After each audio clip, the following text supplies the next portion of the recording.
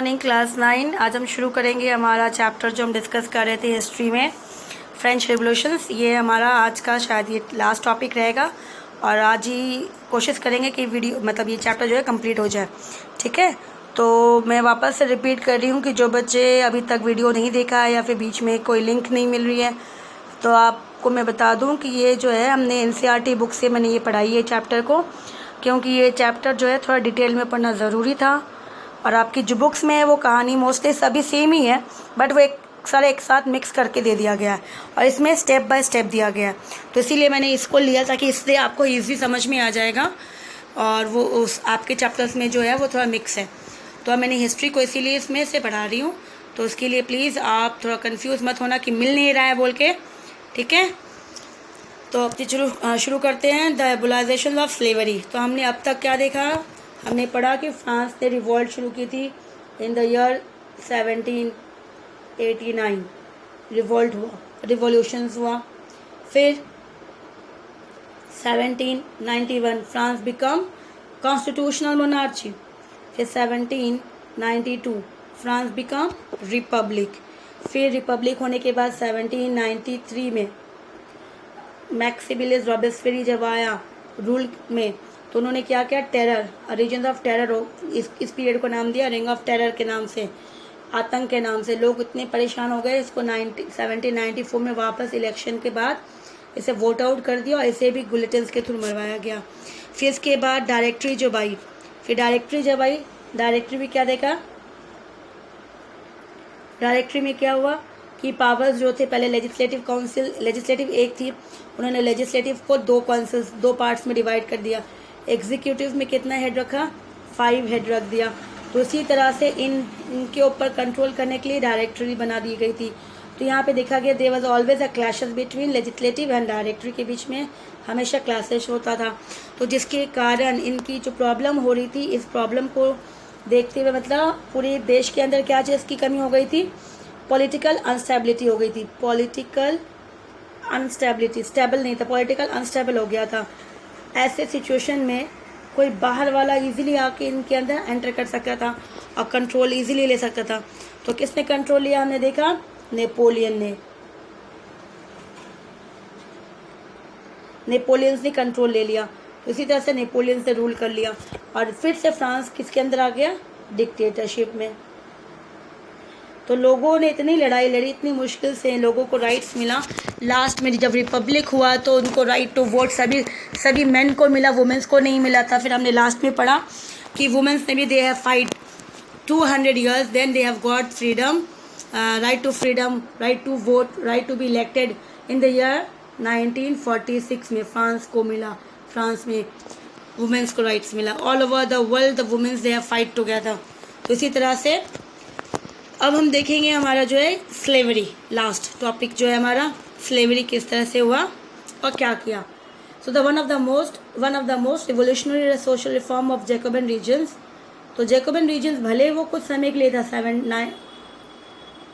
1793 से 94 में, मतलब 1 ईयर, ये रूल फॉर ओनली 1 ईयर। लेकिन इसी 1 ईयर में उन्होंने कुछ अच्छा काम भी किया था। जैसे उन्होंने राइट टू वोट सबको दिया था, right to vote male only, man को, इर्रेस्पेक्टिव ऑफ वेल्थ, मतलब अमीर है गरीब है पैसा है या नहीं, सभी को राइट टू वोट दिया था। मैन को ओनली, वुमेन्स को तो था ही नहीं तब भी।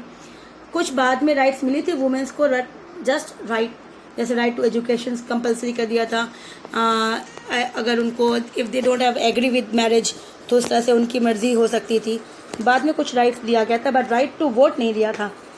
तो इसी तरह से इन्हीं पीरियड में जब इन्होंने जैकोबिन रूल कर रहे थे, तो स्लेवरी को भी इन्होंने कोशिश की थी एबलाइज करना, मतलब मिटाने की, हटाने की। जो प्रथा चल रही थी, लोगों को मजदूर बना के, गुलाम बना के ज़िंदगी भर के लिए गुलाम बना दिया गया।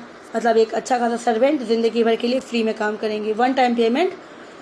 तो ये चीज़ों को उसने कोशिश की थी हटाने के लिए इन द फ्रेंच कॉलोनी।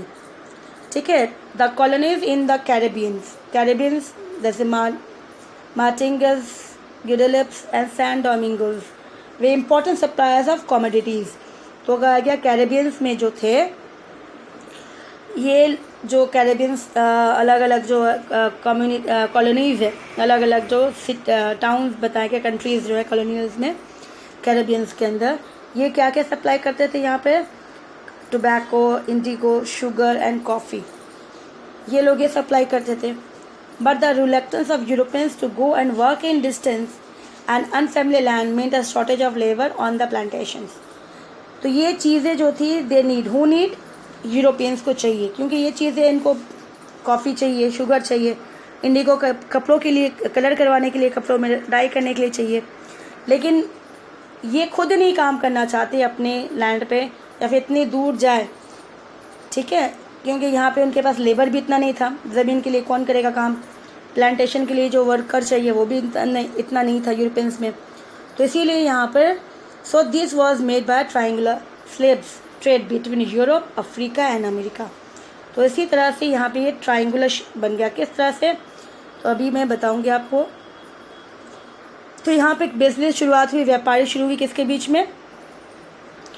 तो यहाँ पे ट्राइंगुलर स्लेव शुरू हुआ, trade business, triangular slave, Europe, Africa and America. Europeans को क्या चाहिए था? यूरोपियंस को कमोडिटीज़ चाहिए था. कमोडिटीज़ में टोबैको, शुगर, इंडिगो, कॉफ़ी, ठीक है. So the slave trade began in 17th century में शुरुआत हुई थी. और French merchant sail from the port of Bordeaux of Nantes. ये दो जगह है, पोर्ट के नाम है फ्रांस के अंदर, ठीक है. फ्रेंच में ये जो फ्रांस में ये दो जगह है पोर्ट. उसी तरह से हमारे इंडिया में से बॉम्बे पोर्ट है, सूरत पोर्ट है, इसी तरह से ये फ्रांस में दो पोर्ट हैं. और ये दो पोर्ट से जो फ्रांस के जो मर्चेंट होते थे, व्यापारी मर्चेंट, वो यहाँ से निकलते थे और वो कहाँ जाते थे? African coast. अफ्रीकन कोस्ट में पहुँचने के बाद they bought slave from local, जो चीफ होते थे, जो लैंडलॉर्ड होते थे, जिनके पास इनका काम ही था, वो क्या करते थे? गुलाम को अपने पास रखते थे. तो अफ्रीकन कोस्ट में कौन पहुंचा? तो यहाँ पे देखा कि अफ्रीका से निकले. कौन अफ्रीका से निकले? सॉरी, फ्रेंच में से कौन गया? फ्रेंच में से निकला मर्चेंट्स. और वो पहुँचे कहाँ? अफ्रीका पहुँचे. अफ्रीका से क्या लेना है उनको? उन्होंने परचेस क्या किया? स्लेव्स को परचेस किया. उसके बाद स्लेव्स को परचेस करने के बाद 3 months, 3 महीने वो शिप में चलने के बाद वो कहाँ पहुँचे? कैरेबियंस में, ठीक है ना. अब वो कैरेबियंस में पहुँचे. They have been sold to plantations owner. अब यहाँ पे कैरेबियन में पहुँचने के बाद यहाँ पे किसको भेजा? वो इनको दे दिया. किसे? कैरेबियंस में जो प्लांटेशंस थे, जो फार्म, जिसके पास ज़मीन है बट उनके पास वर्कर्स नहीं थे, तो प्लांटेशन ओनर को वहाँ पे दे दिया गया. And the exploitation of slave labour made it possible to meet the growing needs in Europe market, sugar, coffee and indigo. तो इसी तरह से यहाँ पे अमेरिका, कैरेबियंस, ठीक है, तो यहाँ पे आके इनको दे दिया. फिर इस तरह से ये सामान बनाने के बाद ये वहाँ पे बेचेंगे. तो इसी तरह से सोचो कि इस तरह से ट्रायंगुलर फ्रांस में लोग अफ्रीका गए, अफ्रीका में से किसको ख़रीदा? लेबर को ख़रीदा. लेबर को ख़रीद के वो वापस कैरेबियन में गए, उनको बेचा और फिर वहाँ से वापस अपने देश वो आ गए. इसी तरह से 3 देशों में चक्कर लगाना पड़ा. वो खुद पहले फ्रांस से थे, फिर अफ्रीका गए, फिर अफ्रीका से कैरेबियन गए, वहाँ पे उनको लेबर को बेच. तो इसी तरह से ये इनका ट्राइंगल, तो ये 3 कंट्रीज़ का इन्वॉल्वमेंट था जिसके लिए ट्राइंगल बन गया. तो यहाँ पे क्या कहा गया कि जो यूरोपियंस थे, सॉरी नीचे, तो यहाँ पे जो था देखा गया कि इस तरह से लोकल कप्तान से वो क्या खरीदने लगे? स्लेव्स को ख़रीदा, शिप में टाइटली पैक कर दिया और अटलांटिक से कैरेबियन पहुँचे. और ये वहाँ पे जाने के बाद, लेकिन उन्होंने कितने समय के लिए सफ़र किया? 3 months. और वहाँ पे जाने के बाद प्लांटेशन ओनर को जाके सोल्ड कर दिया. फिर एक्सप्लॉयटेशन ऑफ स्लेव्स शुरुआत हो गई. उन्होंने शुरू किया, उनको काम करवाने में लगा दिया ताकि वो काम करेंगे फार्मिंग में. तो क्या होगा? फार्मिंग में जो भी काम होगा, तो जैसे डिमांड क्या था, यूरोपियंस को क्या चाहिए था? मार्केट्स में कॉफ़ी, टी, इंडिगो, ताकि वो ग्रो हो जाए और वो मार्केट में बेचे. उसी तरह से पोर्ट सिटी, बॉर्डेक्स एंड नैंटीज़ जो थे, धीरे धीरे बहुत ज़्यादा इकोनॉमिक प्रॉस्पेरस हो गया. और इसी तरह से ट्रेड जो था ये भी मतलब बहुत ज़्यादा फ्लरिश होने लगा. मतलब लोगों में डिमांड बढ़ने लगी कि उनको भाई स्लेव्स चाहिए, ताकि वो स्लेव्स को ख़रीदेंगे तो वो क्या करेंगे? अपने फार्म में, अपने लैंड में काम करवाएंगे. तो ये देखो, ये पिक्चर जिस तरह से यहाँ पे जैसे बताया जा रहा था कि स्लेव्स का अंत किसने करवाया था, हमने देखा कि रॉबर्ट्सबरी के पीरियड में इसने कोशिश की थी कि इसे एंड करे। ये बहुत तो आगे चला गया।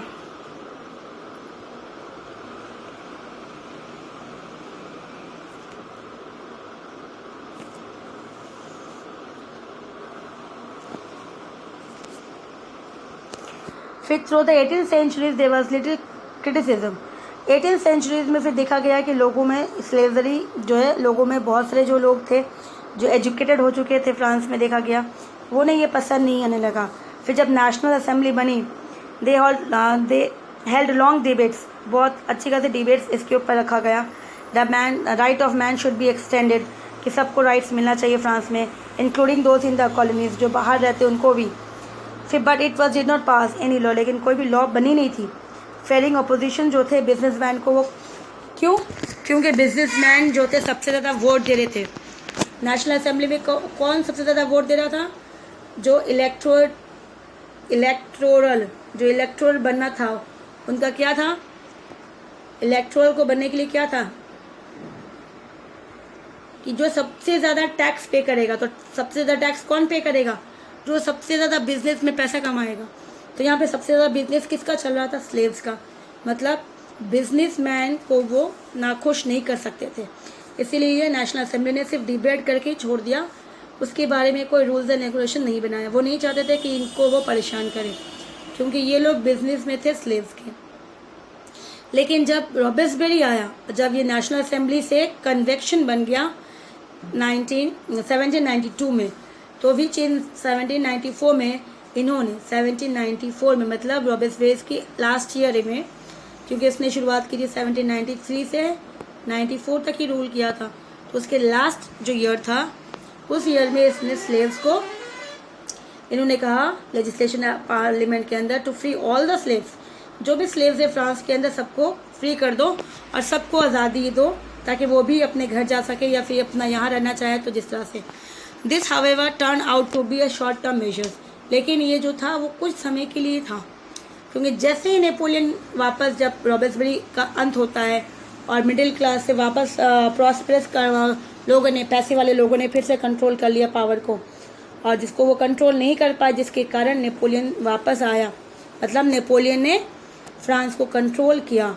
तो जैसे इसने कंट्रोल किया तो उसने री इंट्रोड्यूस कर दिया स्लेवरी, इसने फिर से चालू करवा दी स्लेवरी, क्योंकि स्लेवरी से क्या था कि सबसे ज़्यादा टैक्स मिल रहा था।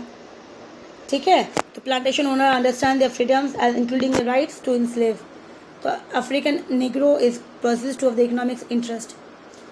लास्टली कब मिला?